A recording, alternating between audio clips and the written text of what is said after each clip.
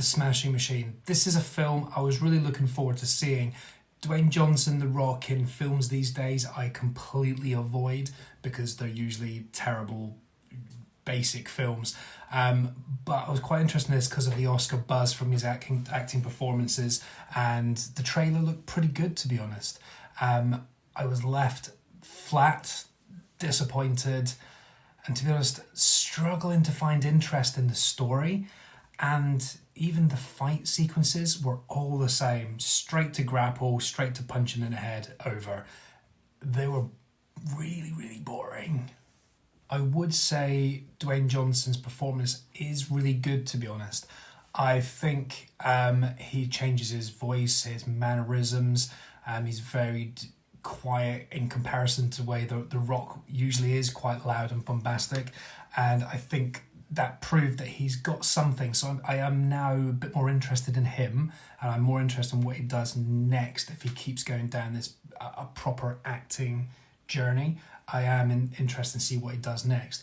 I think when you pair him up with someone like Emily Blunt, who is incredible in everything, you can see the difference. You can see that Dwayne Johnson has improved his acting chops. When Emily Blunt's on the screen, it just shows you what a real actor is and how phenomenal and stratospherically different her performance is in comparison to everyone else on screen. Because there's a lot of real fighters in this film who are not actors that are appearing, and their acting is not brilliant. It does take you out of it a little bit. And I don't want to overjudge, that's just, it kind of works in this scheme of this sort of film. I think really the positives and the major negatives lie with Benny Safdie, the writer and director, because the style is really cool. But why are we learning about this guy? The story's not even that interesting. It's meant to be about the beginning of the UFC, which is great, but it'd be great if it was about someone who wins or is the top guy. And that's another thing. The guy he's playing is like 6'1". The Rock's massive.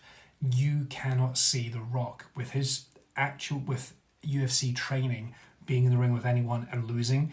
The people that he lose to, there's no way he would lose to them in real life. Absolutely no way. So even him losing is unbelievable.